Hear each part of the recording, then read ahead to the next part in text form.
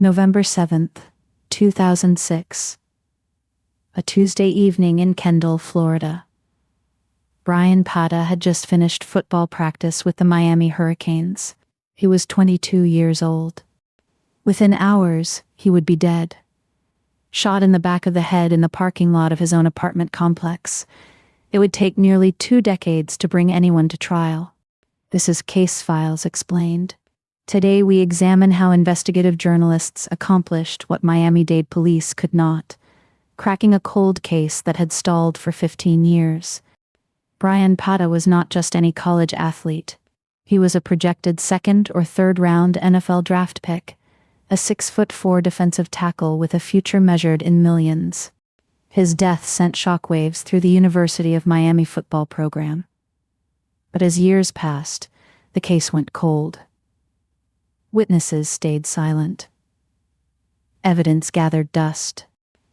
Then in 2020, ESPN journalists did something unprecedented. They reopened the investigation themselves, and what they found would finally break the case wide open. To understand what happened that November evening, we need to go back to who Bryan Pata was. Born in Miami to Haitian immigrant parents, he was the youngest of 4 children. Pata grew up in Miami's Liberty City neighborhood. He attended Miami Central High School, where his size and athleticism made him a standout on the football field. By 2006, he was a senior at the University of Miami. NFL scouts had taken notice. His professional future seemed certain. His family's sacrifices were about to pay off. Pata lived at the Colony Apartments in Kendall, a complex popular with students. He shared the apartment with teammates. It was supposed to be a safe, familiar environment. On November 7th, 2006, Pata left football practice and drove home. According to investigators, he arrived at his apartment complex around 7 p.m. What happened next took only seconds. Bryan Pata was shot in the back of the head as he walked toward his apartment. He died at the scene. He was 22 years old. Miami-Dade police launched an immediate investigation. They canvassed the apartment complex. They interviewed teammates, friends, and family members. They processed the crime scene. Early in the investigation, one name kept surfacing: Rashaun Jones. He was a fellow Miami Hurricanes player, a cornerback who had joined the team in 2004. Jones and Pata had a history. According to multiple sources, they had been involved in a dispute over a woman. The tension between them was well known within the team. Despite having a person of interest, the case stalled. Witnesses were reluctant to talk. The code of silence within athletic programs proved nearly impenetrable for investigators. This is a pattern investigators see repeatedly in cases involving tight-knit communities. Loyalty to the group often outweighs cooperation with authorities. The silence can last decades. Years passed. Rashaun Jones moved on with his life. He had brief stints with several NFL teams. He never faced charges. The investigation went cold. Bryan Pata's family waited. His mother, father, and siblings lived with the knowledge that someone had killed their son and brother, and walked free. Cold cases are not failures of effort. They are often failures of access. When witnesses refuse to talk, when communities close ranks, even skilled investigators hit dead ends. Then came 2020. ESPN assigned a team of journalists to re-examine the Bryan Pata case. What they discovered would change everything. The ESPN team began where police had left off. They tracked down witnesses who had never been interviewed. They found people willing to talk, 14 years after the murder. One witness proved crucial: Paul Connor. He was a former University of Miami professor who had lived at the Colony Apartments at the time of the murder. Connor told ESPN journalists something explosive. He claimed he had seen Rashaun Jones fleeing the scene immediately after the gunshot that killed Bryan Pata. This was not new information to police. Connor had tried to tell investigators years earlier. But according to the ESPN report, his account had been overlooked or dismissed. The ESPN investigation did what journalism occasionally does best. It applied fresh eyes to old evidence.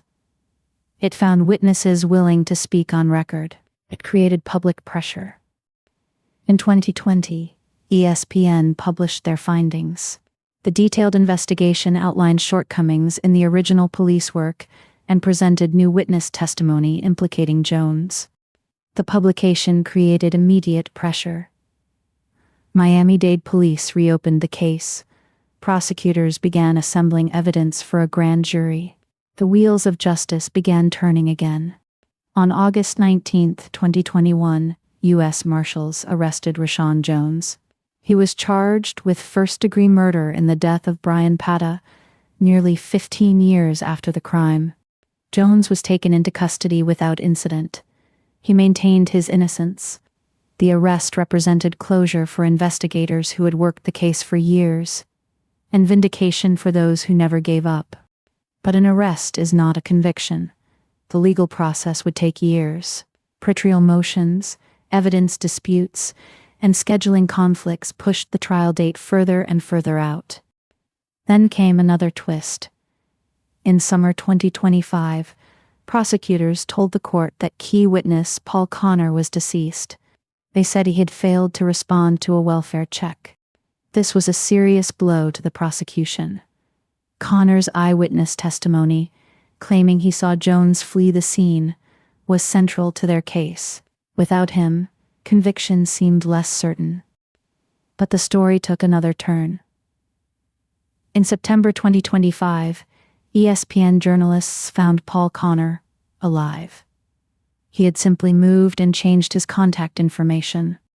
Once again, journalists accomplished what the justice system could not. They located a witness that prosecutors had declared dead. The case could proceed with its key testimony intact. Jury selection for Rashaun Jones's murder trial began on February 9, 2026. Nearly 20 years after Bryan Pata's death, the case would finally be heard. The trial brought new revelations. The prosecution laid out their timeline, motive, opportunity, and an eyewitness who claimed to see Jones at the scene moments after the shooting. But the defense presented their own theory. They introduced documents from an IC investigation that suggested an alternative suspect, someone connected to Haitian gangs and a potential hitman. According to defense attorneys, these ICE documents contained a potential confession. Someone allegedly stated, quote, "I just killed that kid from the University of Miami," end quote. This defense strategy raises fundamental questions.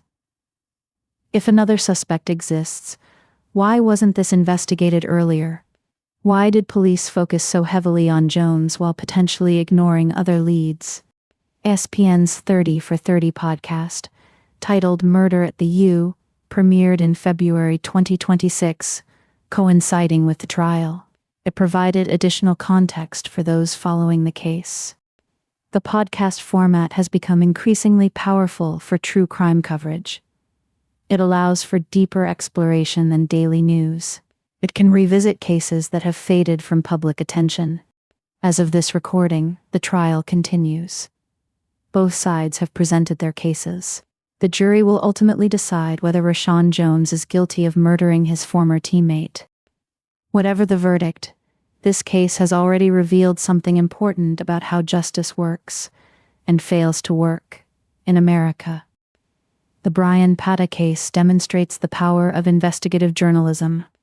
When official investigations stall, journalists can sometimes apply pressure that restarts the machinery of justice.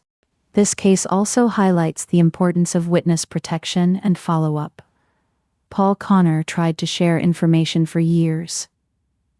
A more responsive system might have solved this case sooner. For families of cold case victims, this case offers both hope and caution. Justice can come, but it may take decades. The wait requires extraordinary patience and resilience. If you have information about an unsolved crime, consider reaching out to investigative journalists as well as law enforcement. Sometimes a fresh perspective breaks long-stalled cases. Cold case advocacy groups exist in most major cities. They connect families with resources, keep cases in public attention, and sometimes fund independent investigations. ESPN's 30 for 30 podcast Murder at the U is now available. It provides comprehensive coverage of this case with additional interviews and evidence analysis. The relationship between journalism and justice has always been complicated. Reporters can help solve cases, but they can also compromise investigations or rush to judgment. In this case, ESPN journalists appear to have threaded the needle. They uncovered new evidence without compromising the prosecution. They found witnesses police had missed. Bryan Pata was remembered by coaches and teammates as dedicated and hardworking. He had overcome significant obstacles to reach the verge of professional football. His death at 22 cut short not just a football career, but a life full of potential. His family has waited nearly 2 decades for answers. The trial may finally provide them. The University of Miami has retired no jerseys for Bryan Pata. His name does not appear on memorial walls. Yet his case has become one of the most significant in college football history. Rashaun Jones has pleaded not guilty. He is presumed innocent until proven guilty beyond a reasonable doubt. The jury will weigh evidence from both prosecution and defense. Whatever verdict the jury reaches, this case has exposed systemic issues in cold case investigations. It has shown how communities can obstruct justice through silence. It has also shown that persistence matters. Investigators who refuse to give up. Journalists who ask questions years later. A witness who kept trying to tell his story. For those interested in cold case journalism, this case provides a model. Careful, patient reporting. Attention to overlooked witnesses.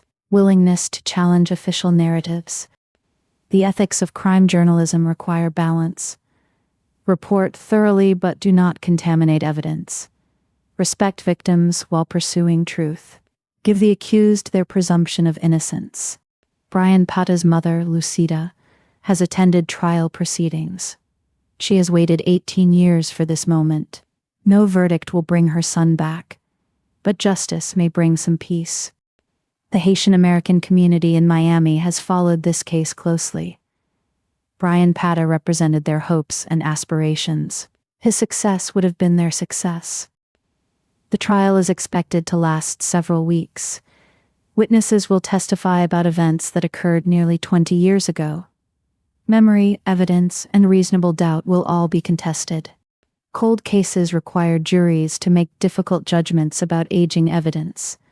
Witnesses may have forgotten details. Physical evidence may have degraded. Certainty becomes harder to achieve.